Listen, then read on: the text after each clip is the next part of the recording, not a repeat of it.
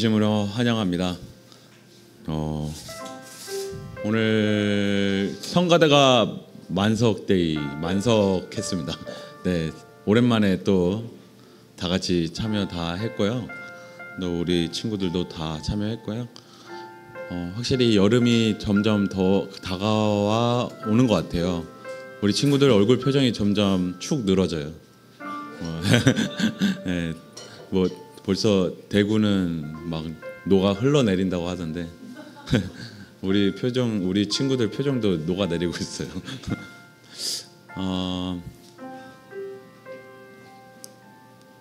또 우리 한번 이렇게 인사했으면 좋겠습니다. 옆 사람을 향해서 오늘도 주님께서 인도해 주셨습니다라고 한번 인사해 볼까요? 주님께서 인도해 주셨습니다.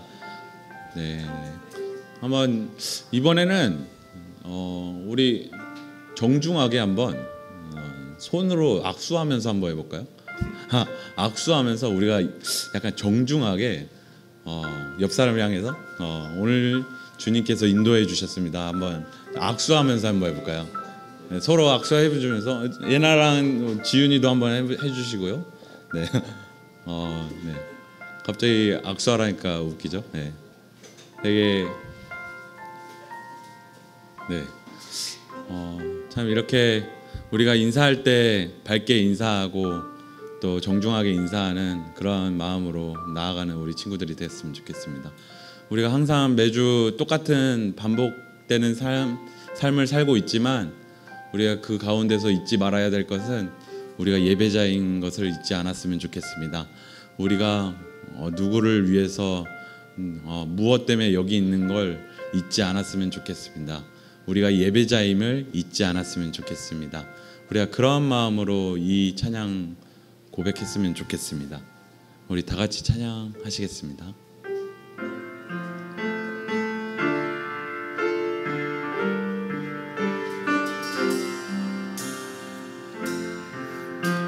나는 하나님을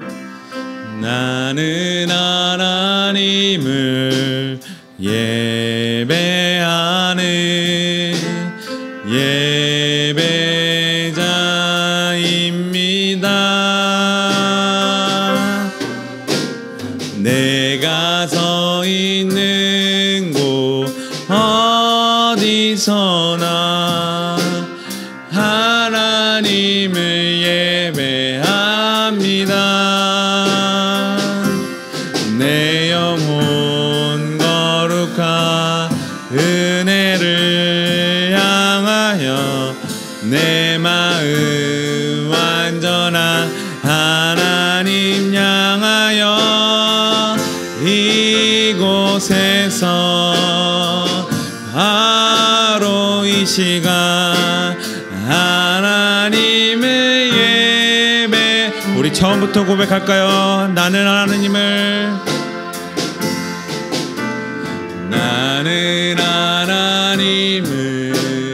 예배하는 예배자입니다.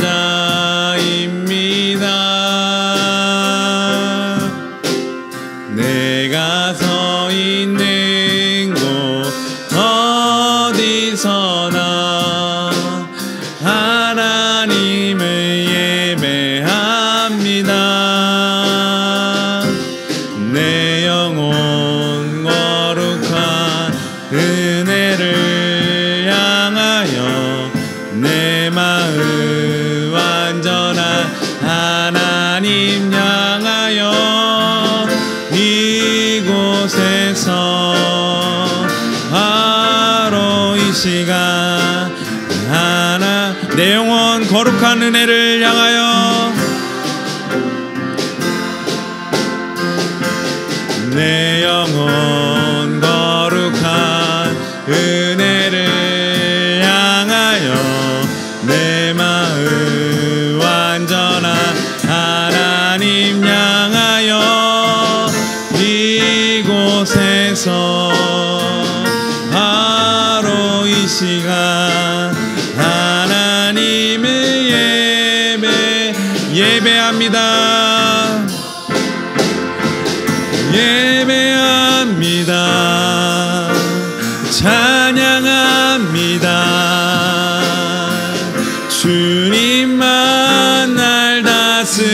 받으소서. 예배합니다. 찬양합니다. 주님 홀로 예배합니다. 찬양합니다. 예배합니다. 찬양합니다. 주님만 날 다스리소서. 예배합니다. 찬양합니다. 주님 홀로 높임 받으소서. 아멘. 우리 이 시간 기도했으면 좋겠습니다. 우리 잠시 이 시간 모든 것 다 내려놓고 주님 한 분만 집중할 수 있게 해달라고 우리 이렇게 간단하게 기도했으면 좋겠습니다. 주님 한 분만 바라볼 수 있게 우리 마음이 주님 한 분만 향할 수 있는 예배가 될 수 있게 해달라고 우리 이 시간 잠깐 기도했으면 좋겠습니다. 기도하겠습니다. 사랑해 주님 감사합니다. 주님 이 시간이 우리가 반복되는 생활 속에서도 이 시간이 주님 저희의 안식처가 되어 주시옵소서. 저희들의 마음의 안식처가 되어 주시옵소서. 주님 저희들의 마음이 오로지 주님 한 분만 향하는 그러한 안식처가 될 수 있게 도와주시옵소서. 한 주간의 삶이 어떻게 살아왔는지 모르겠지만 주님 저희들의 마음이 주님 한 분만 향할 수 있는 저희들의 마음이 될 수 있게 인도하옵소서. 우리가 예배자임을 잊지 않게 살아가게 인도하여 주시옵소서. 주님만 바라볼 수 있는 저희들이 될 수 있게 인도하여 주시옵소서. 주님 인도하여 주시고 이 예배 또 함께하여 주시옵소서.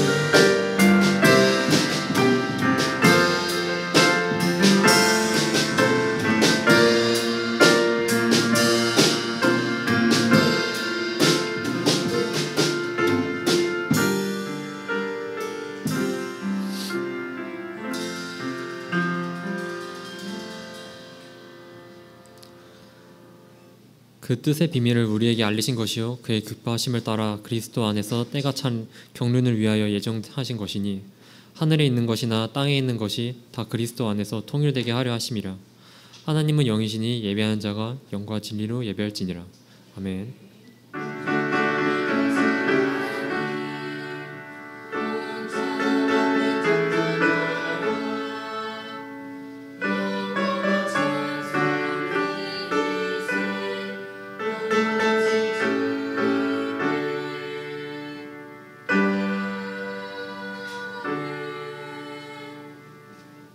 신앙 고백하시겠습니다.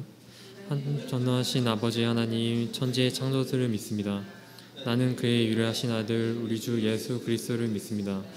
그는 성령으로 잉태되어 동정녀 마리아에게서 나시고 본디오 빌라도에게 고난을 받아 십자가에 못 박혀 죽으시고 장사된 지 사흘 만에 죽은 자 가운데서 다시 살아나셨으며 하늘에 오르시어 전능하신 아버지 하나님 우편에 앉아 계시다가 거기로부터 살아있는 자와 죽은 자를 심판하러 오십니다. 나는 성령을 믿으며 거룩한 공교회와 성도의 교제와 죄를 용서받는 것과 몸의 부활과 영생을 믿습니다. 아멘.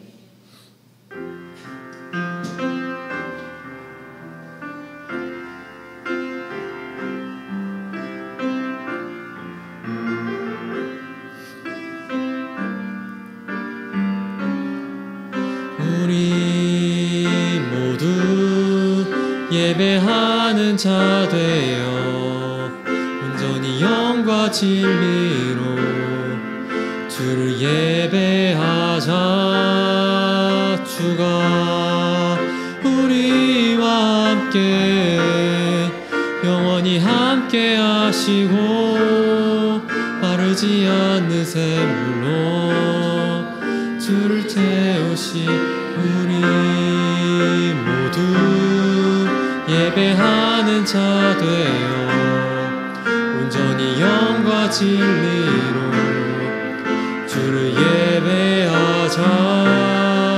주가 우리와 함께 영원히 함께 하시고 마르지 않는 샘물로 우리 세우시리라. 서희우 학생이 기도해 주시겠습니다.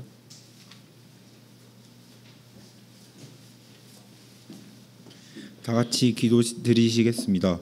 하나님 감사합니다. 오늘 중고등부 고2 헌신 예배를 드리는데 이 예배가 우리에게 있어서 좋은 예배가 될 수 있게 도와주세요.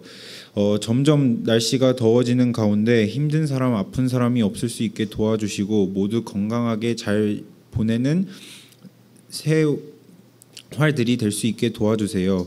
오늘 교회에 참석하지 못한 학생들은 다음 주에 꼭 나와 은혜 받을 수 있게 도와주시고 하나님 대학 입시를 준비하는 고3들에게 힘을 주셔서 더운 여름을 잘 버티며 보낼 수 있게 도와주세요. 정평진 목사님의 말씀을 통해 우리 모두 한 주 살아가는데 힘을 얻기를 소망하며 예수님의 이름으로 기도드렸습니다. 아멘.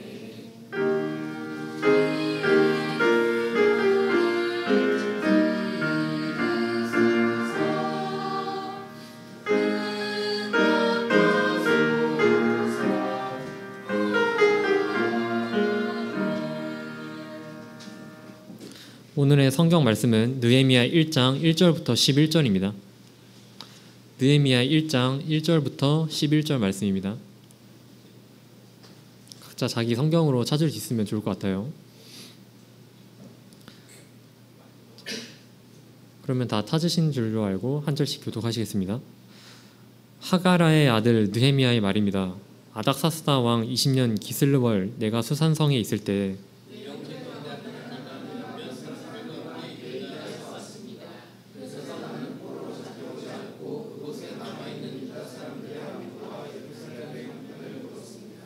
그들이 내게 말했습니다.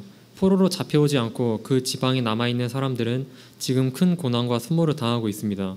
예루살렘 성벽은 무너졌고 그 성문들은 다 불에 탔습니다.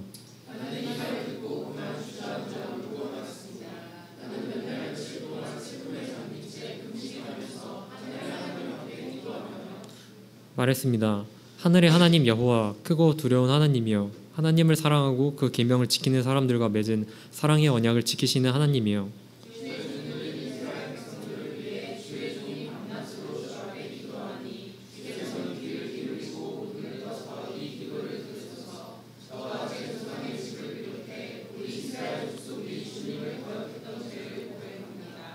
우리가 주께 매우 악하게 굴었습니다. 주께서 주의 종 모세에게 주신 계명과 율례와 규례를 우리가 지키지 않았습니다.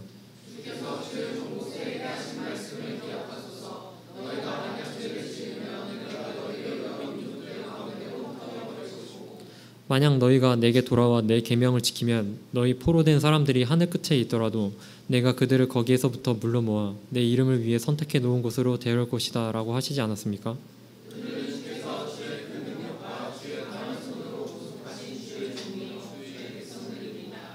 주여 이 종의 기도와 주의 이름을 경외하기를 기뻐하시는 주의 종들의 기도에 귀 기울이소서. 오늘 주의 종이 이 사람 앞에서 은총을 입고 잘 되게 하소서. 그때 나는 왕에게 수를 따라 올리는 사람이었습니다. 아멘. 존귀 영광 돌리세라는 제목으로 유빌라 때 찬양대가 찬양해 주신 다음에 우리나라를 향한 하나님의 뜻이라는 제목으로 정편지 목사님이 설교 말씀 선포해 주시겠습니다.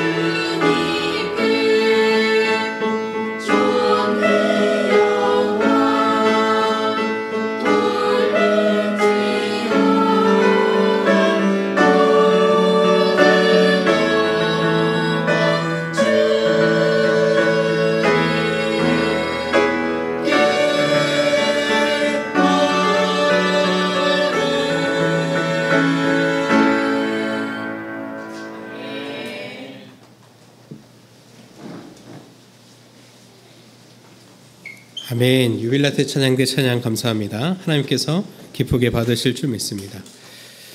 오늘은 우리나라를 향한 하나님의 뜻이란 제목으로 하나님 말씀 나누도록 하겠습니다. 제가 지난주 잠깐 그 해외에 나가 있었는데 제가 사실은 이제 그리스하고 로마를 좀 다녀왔어요. 이탈리아죠. 그래서 그리스 이탈리아 다녀왔는데 오고 나서도 참 행복하고 좋았지만 좀 힘들었던 것이 그리스하고 로마가 아마 날씨나 어떤 세계 소식 들은 친구들 알겠지만 40도 기온이 40도까지 올라가고 또 그리스가 지금 산불로 지금 엄청 이제 어려움을 겪고 있어요. 그러니까 이제 굉장히 힘겨운 여정을 보냈는데 그래도 여러분이 또 기도해 주시고 또 배려를 해주셔서 또 우리 그 청년부 목사님께서도 한 주 또 말씀 전해 주셨는데 여러분에게도 또 좋은 추억이 되셨기를 바랍니다. 아무튼 건강히 잘 다녀왔고요. 사실은 제가 초콜릿을 좀 샀는데 40도가 넘다 보니까 버스 안에서 다 녹아버렸어요. 그래서 굉장히 속상하더라고요. 그래서 그 초콜릿 어떻게 했을까요? 제가 그 한 100유로 정도 돈이 들었는데 그 100유로 지금 다 녹여서 다시 얼려놨습니다. 제가 어떻게든 먹으려고요. 아까워가지고. 아무튼 그 모양이 잘 잡혀져 있었는데 모양이 다 흐트러져가지고 어디 선물도 못 주고 사왔다 말도 못하고 아무튼 하소연하고 있습니다. 아무튼 우리나라를 향한 하나님의 뜻이 뭔지 한번 우리 말씀을 통해서 살펴보도록 하겠습니다. 오늘 우리가 함께 본 말씀 아마 여러분들이 오랜만에 이 성경 말씀의 인물을 찾아볼 건데 바로 느헤미야라고 하는 인물입니다. 느헤미야라는 인물을 잘 모를 수 있어요. 왜냐하면 느헤미야가 사실은 어떤 성경 전체 스토리에서 그렇게 비중 있게 다뤄지는 인물은 아니기 때문입니다. 근데 느헤미야 하면은 사실은 신앙인이라면 또 말씀을 좀 읽었다 한다면 한 가지는 분명하게 떠오르는 키워드가 있는데 바로 성벽을 재건했던 일이에요. 성벽 재건. 그래서 느헤미야가 포로기 이후에 바벨론 포로기 동안에 무너진 성벽을 재건하고 그 성벽을 또 은혜 가운데 하나님의 권능 가운데 지었던 것으로 굉장히 유명한 인물이 바로 느헤미야죠. 근데 오늘 느헤미야가 그런 성벽을 재건한 그런 리더십을 우리가 좀 보기보다는 그 비하인드 가운데 그에게 어떤 마음이 있었으며 그가 하나님께 어떤 기도를 드렸는가에 대해서 조금 더 포커스를 맞춰서 살펴보도록 하겠습니다. 오늘 우리가 본 느헤미야 1장에는 이 느헤미야 전체의 스토리의 배경이 되는 내용이 등장하고 있습니다. 당시에 바벨론 아닥사스다라고 하는 왕이 집권을 하고 있었는데 이 아닥사스다 왕 당시에 이 느헤미야는 어떤 신분이었냐면 유대의 총독으로 12년 동안 총독을 하고 있었습니다. 즉 뭐 식민지는 아니지만 그 지역을 점령한 바벨론이 그 지역 출신의 리더십을 세워놓고 이제 다른 지역을 정복하러 나갔거나 제국의 이제 운영을 해 나갔던 거죠. 그러니까 보통은 식민지라고 하면은 그 우리나라로 치면 이게 조선에 있었던 일제 강점기를 본다면 이토 히로부미를 여러분이 잘 알 겁니다. 조선 총독으로서 있었던. 근데 그것은 일본 제국이 일본인을 총독으로 삼는 방식으로 했던 것인데 당시에 바벨론이라고 하는 또한 그 이후에 이제 그 유대 접경에 있었던 나라들은 대개 그 나라 그 민족 출신의 사람을 분봉왕 혹은 그 지역의 어떤 이제 리더십으로 세워놓고 있었던 거죠. 그러니까 당시 유대 총독으로 유대인이었던 느헤미야가 있었고 여러분이 아마 성경 신약에서 예수님 당시에 헤롯이라고 하는 인물도 사실은 그 이제 유대인은 아니지만 유대 지역에 원래 살고 있던 본토인이라는 것을 안다면 당시에 제국의 통치 방식이 어땠는지를 알 수가 있겠죠. 그런데 이 유대인으로서 느헤미야가 12년 동안 통치를 맡아서 잘 갖고 왔겠죠. 그런데 이 일을 또 너무 잘하고 또 왕의 총애를 입어서 아닥사스다 당시에 이 느헤미야를 술 맡은 관원장으로 부르게 됩니다. 오늘 우리가 함께 읽은 1장 11절 마지막 절에 자기의 이제 스테이터스를 이렇게 얘기하고 있죠. 나는 그때 왕의 술을 따르고 있었다. 그때 나는 왕에게 술을 따라 올리는 사람이었습니다라고 돼 있죠. 여러분 술 맡은 관원장 우리가 이제 요셉의 이야기에서도 우리가 살펴볼 수 있지만 술을 따라 올리는 사람이었습니다라는 것은 우리 지금 오늘날의 인식으로 봤을 때는 굉장히 하찮고 이제 신분이 낮고 그런 거라고 우리가 볼 수 있지만 실제로 술을 따른다 왕에게 술을 따르는 사람이다라는 것은 최측근 왕이 굉장히 신뢰하는 사람이다라는 뜻이에요. 그러니까 이것을 돌려 말한 거죠. 나 좀 바벨론에서 좀 나갔어 라는 표현이지만 그렇게 표현하기보다는 완곡하게 술을 따르고 있었다라는 겁니다. 그러니까 나는 총애를 받고 있었던 굉장히 중요한 상황이었다라는 거죠. 그래서 그는 어쩌면 왕을 독대할 수 있었던 바벨론 제국 내에서 제국의 왕을 독대할 수 있었던 몇 안 되는 사람이었을 거고 왕하고 1대1로 얘기를 나눌 수 있는 몇 안 되는 사람이었을 거라고 우리가 추측을 해볼 수 있죠. 그리고 이후에 1장부터 2장 넘어가서 드러나는 장면에는 이런 장면이 등장해요. 느헤미야가 얼굴색이 안 좋으니까 아닥사스다가 이렇게 물어보는 거죠. 야, 너 낯빛이 좀 얼굴이 박살났는데 왜 그래? 무슨 일인지 얘기를 해봐. 너 분명 무슨 일이 있어. 내가 보니까 딱 보면 알잖아 내가. 라는 대화의 방식이 드러나요. 즉 왕도 이 느헤미야에 대해서 관심과 총애가 깊었으며 그의 상태에 대해서 면밀하게 보고 볼 수 있었다라는 거죠. 그러니까 그것을 그런 대화를 나눌 수 있다는 상황인 거죠. 굉장히 고관이었을 거라고 우리가 합리적으로 추측할 수 있습니다. 그리고 그가 그런 고관이었던 만큼 왕궁까지는 아니지만 왕궁에 버금가는 굉장히 화려하고 좋은 여건 속에서 생활했을 거라고 합리적으로 우리가 추정해 볼 수가 있는 거죠. 그런데 이런 상황 가운데서 그의 동생이 있어요. 하나니라고 하는 하나님 아니에요. 하나니라고 하는 동생이 있었는데 이 동생하고 몇몇 일부 사람들이 예루살렘 유대를 다녀왔어요. 그래서 이제 근황 토크도 하는 거. 자기가 12년 동안 또 총독으로 있었고 고향이기도 하니까 이제 동생도 왔으니까 만나서 물어본 거죠. 야야야, 요즘 좀 어떠냐? 거기 예루살렘 좀 거기 남아 있는 우리 동포들 또 우리 민족들 지금 그 상태가 어떠냐 하니까 굉장히 안타까운 소식을 전하게 되죠. 앞서 우리가 다시 말씀으로 가서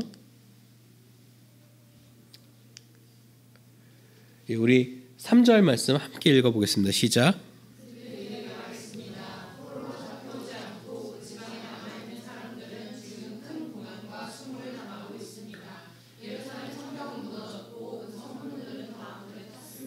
네, 이 말을 이제 전하는 거죠. 보니까 지금 남아 있는 사람들이 큰 고난과 수모를 당하고 있으며 성벽도 무너지고 성문들도 다 불에 탔습니다라는 겁니다. 여러분 한번 생각해 보십시오. 이제 도읍을 정하고 혹은 어떤 도시를 형성하고 성벽을 쌓고 성문을 만드는 것, 그 왜 하는 걸까요? 그냥 멋져 보이려고 그러는 걸까요? 이렇게 역세권, 비역세권 나누려고 그런 건 아니겠죠. 분명히 외부에 대한 침략 혹은 치안을 위해서 혹은 외세로부터 보호를 위해서 그렇게 쌓는 거다라고 알 수 있겠죠. 그런데 보십시오. 성벽이 무너지고 성문이 불에 탔다는 것은 치안, 안전으로부터 지금 보장받지 못하는 상황이다라는 겁니다. 그리고 그 안에 또 다른 이방인들, 정확히 표현하면 사마리아인들이라고 볼 수 있을 텐데 사마리아인들이 원래는 유대인에게 계속 차별받고 있었고 계속 압제를 당하고 있었는데 어차피 나라도 망해버린 마당에 유대도 망해버렸고 예루살렘도 지금 주인이 바뀐 마당에 사마리아의 사람들이 유대인들을 공격하고 못살게 굴고 괴롭게 했었다는 거죠. 이런 수모와 고난과 또 성벽과 성문이 불탔다는 소식을 들은 이 느헤미야가 이렇게 반응을 하죠. 주저앉아 울면서 며칠 동안 금식하면서 하나님께 기도했다는 거예요. 여러분 한번 생각해 보십시오. 아까 직전에 그림이 기억나겠죠. 호화로운 생활을 하고 있었던 이 느헤미야, 그리고 나라는 이미 멸망을 해버렸어요. 이 이스라엘은, 유대는 이미 역사 속에 사라져 버렸습니다. 다시 그것이 회복될 가능성을 찾는 것은 굉장히 불확실한 것 같아요. 물론 에스라라고 하는 이보다 이제 느헤미야보다 먼저 포로 귀환기를 맞아서 이제 귀환했던 수룹바벨과 에스라가 있지만 그분들은 그냥 돌아간 것일 뿐 유대라는 왕국이 다시 재건된 건 아니었기 때문에 사실 그러니까 유다라는 나라가 다시 재건되는 것에 대해서는 그렇게 희망을 크게 두진 않았을 겁니다. 그러면 합리적으로 본다면, 그러니까 여러분들 이렇게 생각을 해보십시오. 우리나라가 망했어요. 대한민국이 망했습니다. 대한민국이 망해서 여러분들이 다 다른 나라에 가서 살고 있는데 이 을지로교회 혹은 이 을지로 일대, 우리의 추억이 담겨져 있는 이 일대가 지금 막 관리가 안 돼가지고 막 이제 더러워지고, 또 여기 남아 있는 또 우리 어른들, 선배님들이 어려움을 겪고 있다, 신앙생활하기 힘든 상황이 있다라는 소식을 들었을 때 여러분의 마음이 어떻겠냐 한번 스스로 질문해 보시라는 거죠. 느헤미야처럼 정말 가슴을 치면서 막 밥도 안 넘어가고 물도 안 넘어가고 하나님께 기도만 나오는 그런 애통함이 우리에게 있을지, 혹은 그러니까 빨리 나오시지, 나오시면 편한데 뭘 거기 을지로 거기 지키고 있느라고 고생하시나, 여기 와서 여기 캘리포니아 해변에서 아몬드랑 호두 까먹으면서 바다 보면 얼마나 좋은데 라고 생각할 수도 있다는 거죠. 혹은 남아있는 사람은 미련한 사람들이고 나와 있는 우리들, 나와서 안전하고 풍요롭고 넉넉하게 사는 우리가 마치 지혜롭고 상황 판단을 마치 잘하는 것처럼 우리가 생각할 수도 있다는 거죠. 어쩌면 느헤미야도 어느 부분에 외적인 판단에 있어서는 굉장히 신수가 좋은 거죠. 왜냐하면은 식민지의 백성으로 전락할 뻔했는데, 어쩌면 포로 노예로 전락할 뻔했는데 리더십으로서 왕의 총애를 받으면서 황제의 총애를 받는 위치까지 올라갔으니까 그의 커리어로 봤을 때는 굉장히 대단한 것처럼 보입니다. 그런데 그러한 상황에서 느헤미야는 예루살렘이 또 자신의 고향이 그렇게 불타고 성벽과 성문이 불타 없어져 무너졌다는 소식을 듣고 엄청나게 애통하는 모습을 우리에게 보여주고 있습니다. 그래서 그는 하나님께 기도함 가운데 왕에게 나아가서 돌아가겠다는 말을 할 용기와 지혜와 담력을 얻게 됩니다. 그래서 이 아닥사스다 왕에게 가서 이제 술을 따르는데 얼굴빛이 안 좋은 장면이 이제 등장한다 했었죠. 그래서 이제 야, 너 왜 그러냐? 너 네 얼굴빛이 왜 그래? 너 분명 뭐 안 좋은 일 있는 것 같아라고 하니까 이제 상황을 얘기하죠. 고향이 지금 박살이 났대요. 그래서 왕께서 허락을 해주시면 제가 가서 좀 수축을 다시 하고 재건하고 싶습니다. 근데 왕이 또 이 느헤미야를 얼마나 사랑했습니까? 그래서 이제 허락해줘요. 근데 느헤미야가 또 욕을 해요. 근데 제가 가다 보면 이 서쪽 방향으로 가서 복귀하다 보면은 거기 이제 이제 식민지들이 또 있잖아요. 그리고 이제 거기 제국의 관리들이 있을 텐데 우리가 통과할 때 막 못 가게 하지 않을까 걱정입니다. 통행증도 끊어주세요. 그러니까 왕이 오케이 해줬어요. 근데 또 가서 지으려고 보니까 그런 목재들, 제목들도 좀 필요할 텐데 그런 것도 좀 왕께서 허락해 주셨으면 좋겠습니다. 그래, 다 오케이를 해줬어요. 가는 것도, 갈 때 필요한 통행증도, 또 가는 데 있어서 가서 이제 다시 재건하는 그 모든 상황에 대한 보장을 이제 왕이 해줍니다. 엄청난 은혜죠. 이건 하나님의 역사라고 볼 수밖에 없겠습니다. 그래서 그들은 이제 이렇게 조금만 가는 건 아니에요. 그래서 이제 포로 귀환 먼저 했던 수르바벨과 에스라가 먼저 포로 귀환을 했던 것처럼 이제 귀환을 해서 재건을 시작합니다. 근데 이 재건의 과정이 괜찮고 뭐 편안했다면 사실 이렇게 성경의 그런 감동적인 스토리로 등장을 안 했겠죠. 굉장히 막막했어요. 지금 이것은 사실은 예루살렘 성벽은 아니라 그냥 이제 어떤 폐허를 그려다 놓은 건데 이제 당시에 예루살렘 성벽이 지금 규모로도 봤을 때 4km 정도 돼요. 4km 이렇게 둘레가. 그러니까 돌 하나하나를 다시 축조하고 쌓는 과정이라고 본다면 굉장히 어렵죠. 차라리 아무것도 없는 데다가 돌을 새로 쌓으면 그게 편할 수도 있어요. 그게 또 작업이 빠를 수도 있습니다. 근데 생각해 보십시오. 무너진 거를 이제 철거를 하고 정돈을 하고 다시 이 모양을 맞추고 그 위에 쌓아야 되니까 작업 과정이 더 경무가 되는 거죠. 더 힘든 과정이 되는 거죠. 근데 상황이 힘들기 때문에 이 재건의 과정을 맡았던 유대 사람들이 지쳐 떨어져 나갑니다. 막 힘들어서 못 하겠어요. 막 내가 그래도 거기 그 바벨론에 있을 때는 이런 고생은 안 했는데 이게 뭡니까? 막 이제 하소연을 하는 거죠. 근데 그것만이었으면 사실은 다행이었을 수 있는데 아까 얘기했던 산발락과 도비아 또 사마리아와 당시에 있었던 이방인들이 이들을 조롱을 합니다. 당시에 도비아가 이런 조롱까지 해요. 야, 너네 성벽 짓는다. 야, 너네가 짓는 거 내가 보니까 이 여우가 올라가서 조금 이렇게 톡톡톡 쳐도 무너지겠다, 야라고 조롱을 해요. 근데 이게 뭐 그만큼 조악하다라는 표현으로 그렇게 쓴 것이 아니죠. 이 문맥을 잘 본다면 우리가 어떻게 볼 수 있어요? 여우가 올라가도 무너질 만큼 약하다라는 것은 너네가 그렇게 쌓아도 우리가 곧 다시 무너뜨릴 거다라는 의미를 담고 있는 거죠. 위협을 하는 거죠. 야, 너네 그렇게 져가지고 우리가 무너뜨리는 걸 막을 수 있겠냐? 그 여우가 올라가서도 이렇게 무너질 것 같은데? 라는 이제 조롱을 하는 거죠. 하지만 그런 상황 속에서도 느헤미야는 하나님을 향한 기도를 잃지 않았고 하나님께서 주신 말씀을 잃지는 않았습니다. 그래서 그는 무려 52일 만에 40 플러스 10이죠. 40의 완전수, 12의 완전수. 아무튼 52일 만에 52년이 아니에요. 52년이 아니라 52개월도 아닙니다. 52일 만에 이것을 재건하게 되는 거죠. 그래서 이 역사를 통해서 하나님께서 이 느헤미야를 귀하게 쓰셨다는 것을 우리는 발견할 수가 있고 또 느헤미야가 지도자로서 얼마나 큰 책임감을 갖고 있었는가를 우리가 살펴볼 수가 있는 것이죠. 많은 지도자들은 말이에요. 위기가 찾아올 때마다 사실은 이렇게 책임을 지고 해결하기보다는 다른 사람의 요인, 탓을 찾는 것을 더 잘 합니다. 그래서 아까 제가 얘기했던 것처럼 남아있는 사람 탓을 하는 거죠.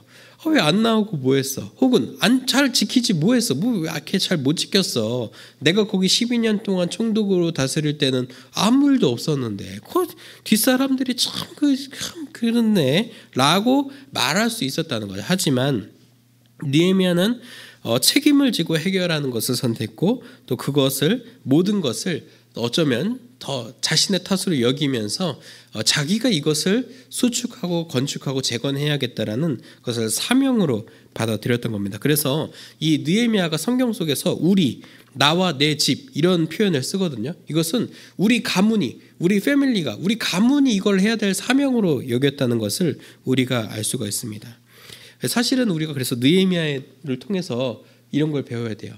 느헤미야가 이 무너진 성벽 또 불타버린 성문을 바라보면서 유대가 이제 끝났구나. 이제 역사상에서 유대라는 민족은 사라져 버렸구나. 이 나라 망해 버렸구나라고 포기하고 지금의 내가 가야 할 길을 정답은 앞에 있어.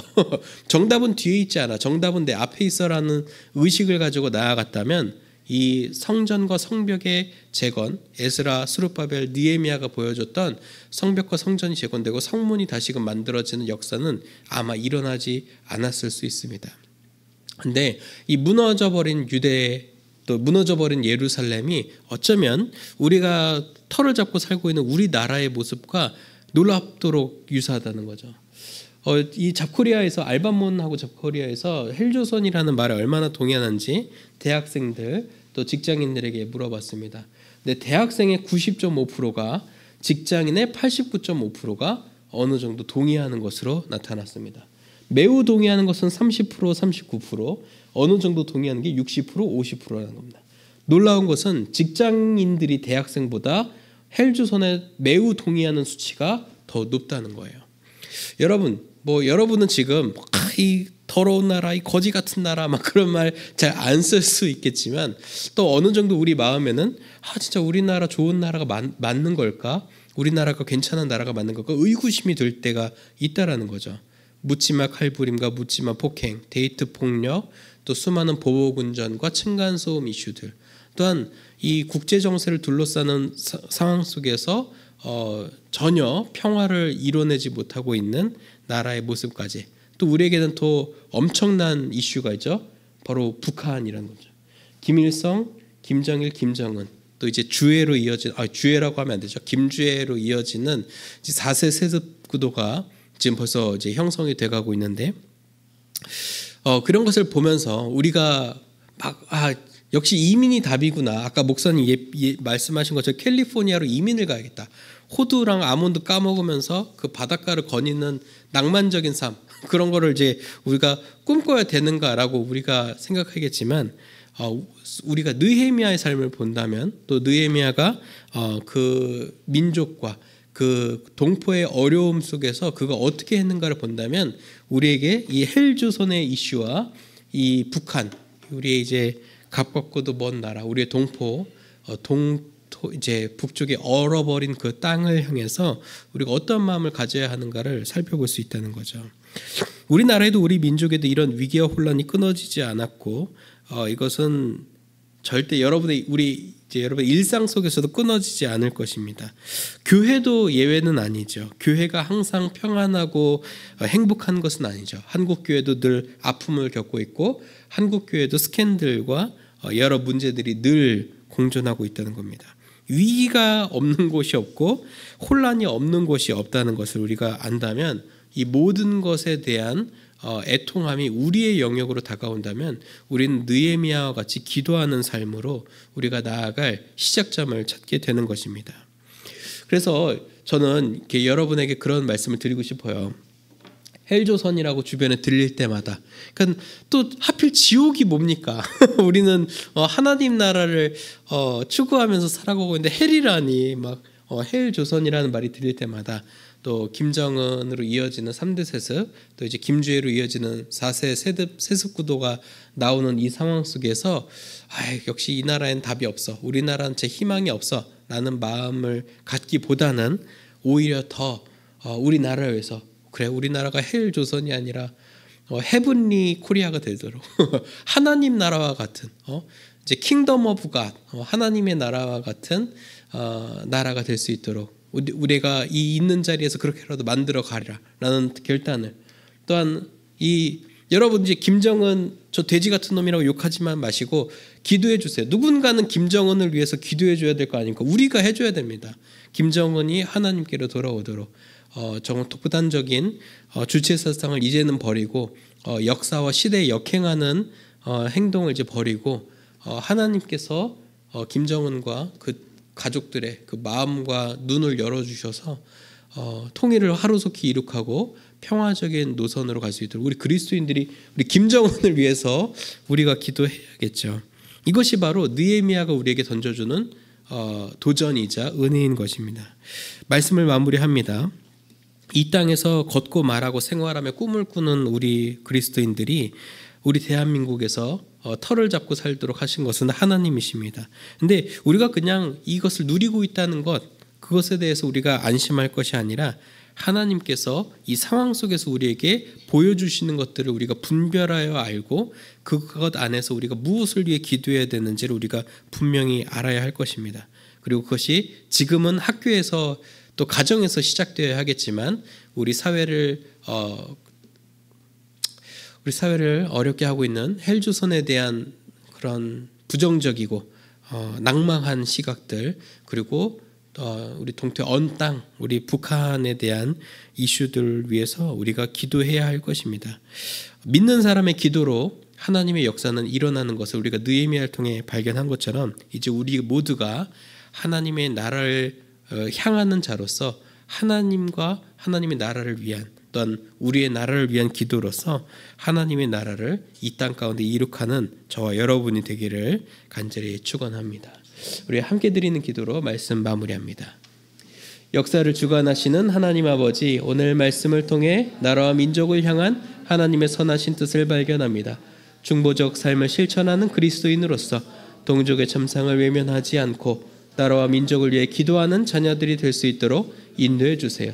예수님의 이름으로 기도드립니다. 아멘. 우리 다 함께 찬양하겠습니다.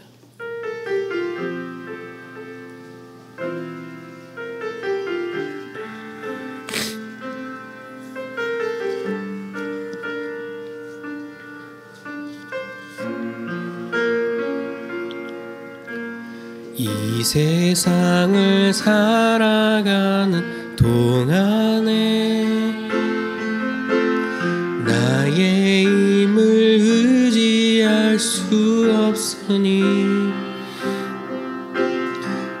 기도하고 낙심하지 말 것은 주께서 참 소망이 되심이라.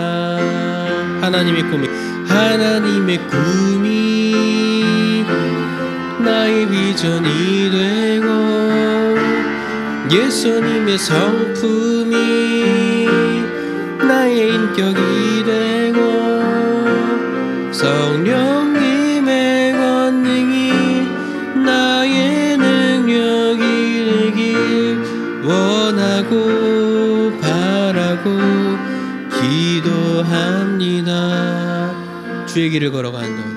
주의 길을 걸어간 동안에 세상에 거두지 수 없으니 감사하고 낙심하지 말 것은 주께서 참 기쁨이 되심이라. 하나님의 꿈이 나의 비전이 되고 예수님의 성품이 나의 인격이 되고 성령님의 권능이 나의 능력이 되길 원하고 바라고 기도. 하나님의 꿈이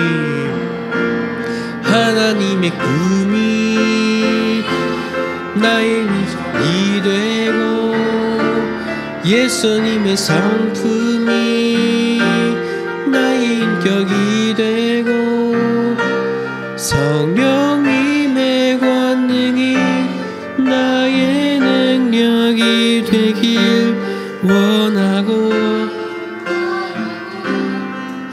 기도합니다. 하나님 감사합니다. 이 나라의 민족 지금까지 인도하여 주시고 역사 가운데 세밀하게 주의 음성 들려주심으로 이 나라의 민족이 지금까지 하나님의 은혜 가운데 걸어올 수 있었습니다. 우리가 그 은혜에 감사하며 또한 우리 또한 하나님의 역사, 하나님의 나라의 역사가 이 나라 이 민족 가운데 이어질 수 있도록 결단하며 우리 삶의 소득의 일부를 구별하여 기쁜 마음으로 드립니다. 하나님 이 예물 기쁘게 받아주시고 하나님 나라의 역사 이야기가 이 나라 이 민족과 우리의 이야기 속에 지속될 수 있도록 또한 그러한 역사를 일으키는 데 사용될 수 있도록 주님 은혜 내려 주옵소서. 우리 또 간구하는 바 기도의 제목들도 함께 예물에 담아 내려놓습니다. 하나님께서 그 기도의 제목들을 하나하나 살피시고 하나님의 때에 하나님의 방법으로 응답하여 주실 줄 믿습니다. 오늘 드리지 못한 손길과 함께하지 못한 심령 위에도 동일한 은혜와 복을 허락하여 주실 줄 믿으며 우리 주님 예수님 이름으로 봉헌 기도드립니다. 아멘. 우리 다 함께 일어나셔서 결단의 찬송하시겠습니다. 네. 하나님의 열심, 우리 고위 학생들이 함께 찬양 올려드리겠습니다.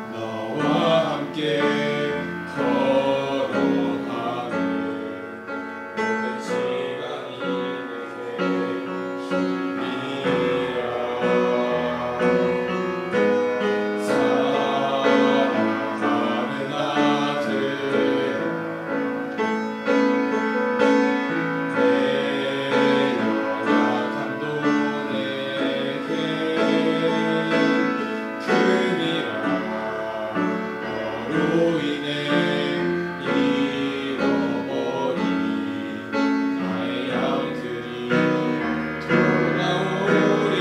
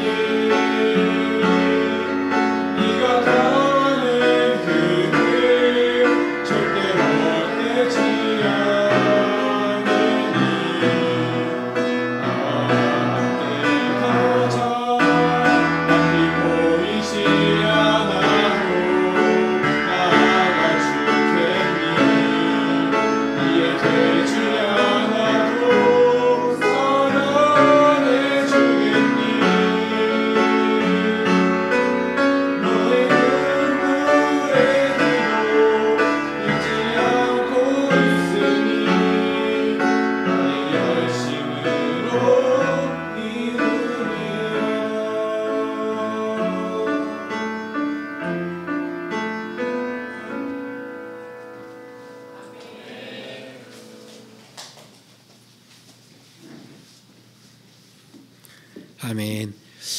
네, 자리에서 일어나셔서 우리 결단의 찬송하시겠습니다.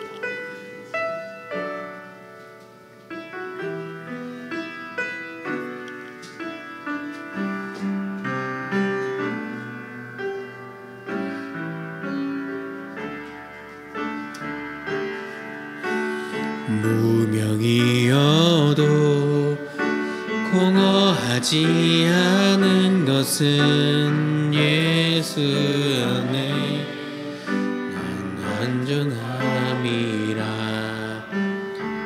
가난하여도 부족하지 않은 것은 예수 안에 오직 난 소유함이라. 중에도 변할 수 있는 것은 주의 계획이기 때문이라.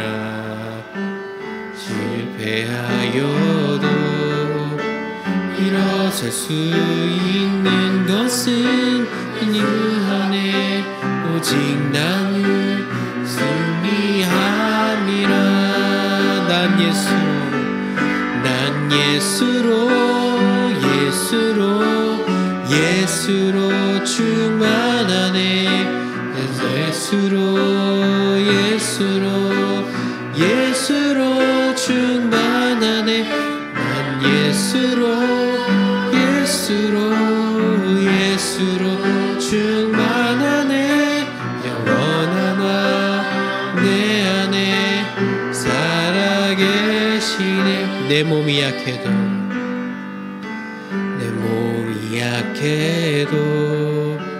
안심하지 않은 것은 예수 안에 난 완전함이라.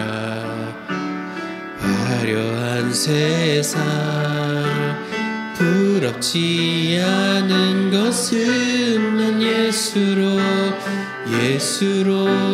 충만함이라.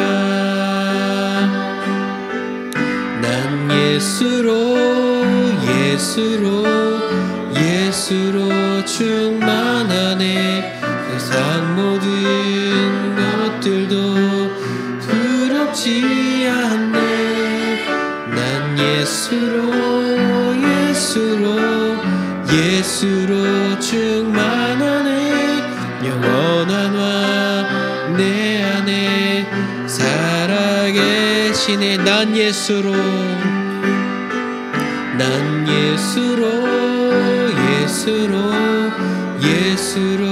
충만하네. 세상 모든 풍파도 두렵지 않네. 난 예수로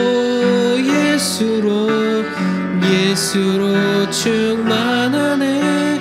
영원한 왕 내 안에 살아계시네.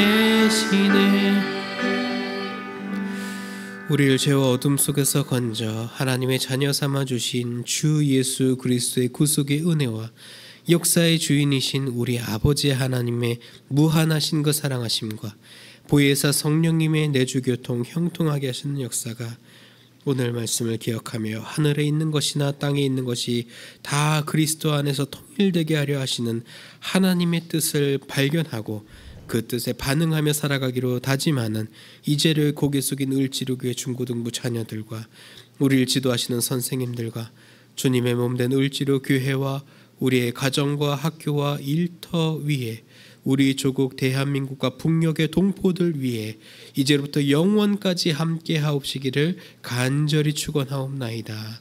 아멘.